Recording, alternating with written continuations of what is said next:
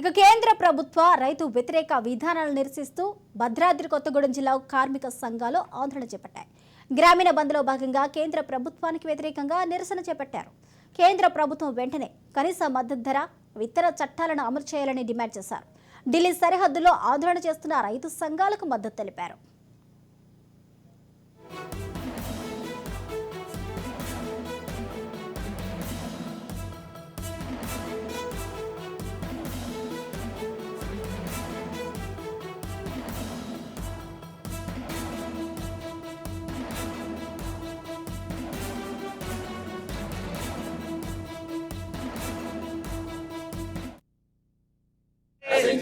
కేంద్ర ప్రభుత్వం నుండి వైఖరి, దేశవ్యాప్త సార్వత్రిక సమ్మెను, దేశవ్యాప్త సార్వత్రిక సమ్మెను, దేశవ్యాప్త సార్వత్రిక సమ్మెను, కేంద్ర ప్రభుత్వం నుండి వైఖరి, కార్మికుల ఐక్యత, కార్మికుల ఐక్యత, ఐక్య పోరాటాలు, ఐక్య పోరాటాలు, కార్మికుల ఐక్యత, కార్మికుల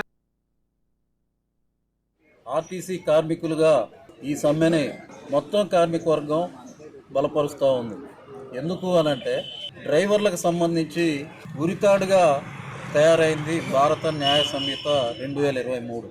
ఇవాళ పెరుగుతున్న జనాభాకి అనుగుణంగా ఇవాళ బస్సుల సంఖ్యను పెంచకుండా, రోడ్లు విస్తరణ చేయకుండా, ఇవాళ డ్రైవర్లకి మొత్తం తప్పుని డ్రైవర్ల మీద రుద్ది డ్రైవర్లకి ఉరేస్తా అని చెప్పేసి ఇవాళ చట్టాన్ని మారిస్తే మొత్తం భారతదేశం వ్యాప్తంగా ఉన్నటువంటి డ్రైవర్లు మొత్తం కూడా దీన్ని నిరసించి ఖచ్చితంగా దీన్ని వచ్చే పార్లమెంటు సమావేశాల్లో దీన్ని గనక మార్చి డ్రైవర్లకు అనుకూలంగా చట్టాన్ని ఉంచకపోతే నీ ప్రభుత్వాన్ని గద్దెదించుతూ అనే విధంగా ఇవాళ కార్మిక వర్గం మొత్తం దేశవ్యాప్తంగా సంఘటితమై పోరాటం చేస్తూ ఉంది.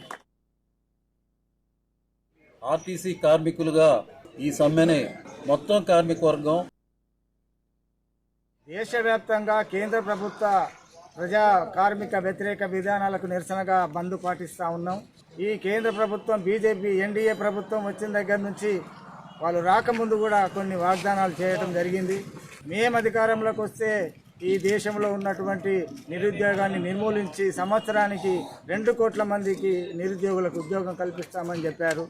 అట్లాగే ఈ దేశంలో ధరలు విపరీతంగా పెరిగిపోయినాయి కాబట్టి సామాన్యుడు బ్రతకలేని పరిస్థితిలో ఉన్నాడు కాబట్టి ఈ అధిక ధరలను కూడా తగ్గిస్తామని చెప్పడం జరిగింది.